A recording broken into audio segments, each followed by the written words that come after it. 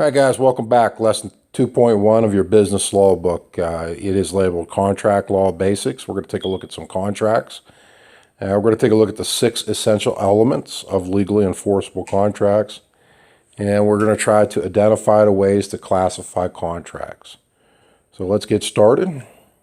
First and foremost, what is a contract? Simply put, a contract is an agreement between two or more parties that creates an obligation. All right, so elements of a legally enforceable contract. I believe we have six total. And the first one is an agreement comprised of an offer and an acceptance. So that's two-part. You got to have the offer and somebody has to accept it. Number 2, supported by consideration. That means something of value, consideration. Number 3, made by parties with the capacity to contract. Certainly if you have somebody that doesn't have the capacity to contract, the contract becomes void. One of which that comes to mind right off the bat is somebody is not of age to enter into a contract. Would be a good example of that. Genuinely assented to and for a legal purpose.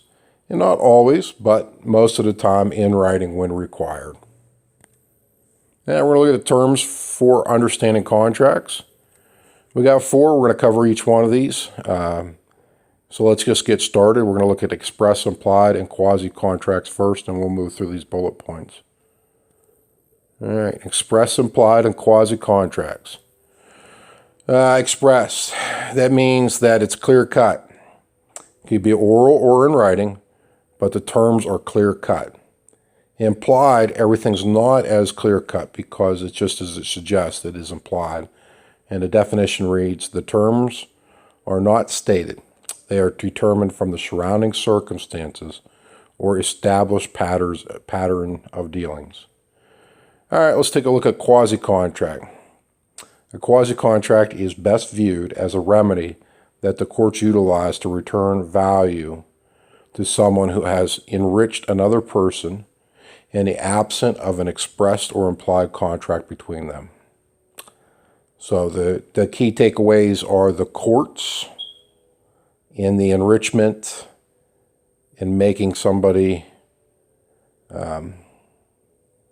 whole again. All right, void, voidable, and void contracts. A valid contract is one that is legally binding and enforceable, which makes sense because it is a valid contract. A voidable contract is a contract whose legal effect can be canceled by one or more of the parties. So just simply put, in layman's terms, it just means that it's voidable. So if somebody wanted to walk away, that would be a possibility. A void contract is one that has no legal effect whatsoever. All right, executed and executory contracts. Executed contract is one that all parties have fully performed. An executory contract is one in which some parties have yet to be delivered. All right, unilateral and bilateral contracts. We're moving right along here. All right, let's take a look at bilateral. It is one that obligates all parties to it to perform according to their promises. Unilateral contract is one in which one party may be obligated to fulfill a contractual promise, and then only if another party performs. So it's important to know the difference between those two types of contracts, and there they are. All right, so we got some other contract terms. We're going to just run through these real fast. First is, what is an offer? It is a proposal, a bargain, or exchange to another party or parties. The person making the offer is termed the offerer.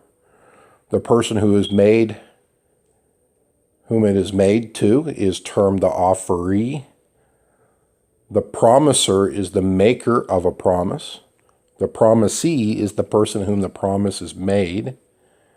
The obligor, a little tongue-tied there, is the person who must fulfill an obligation. The obligee is the person to whom the obligor is obligated. So a little tongue-tied words there for you guys to sort through. Certainly don't want to say them too fast, 3 times too fast. It'll trip you up.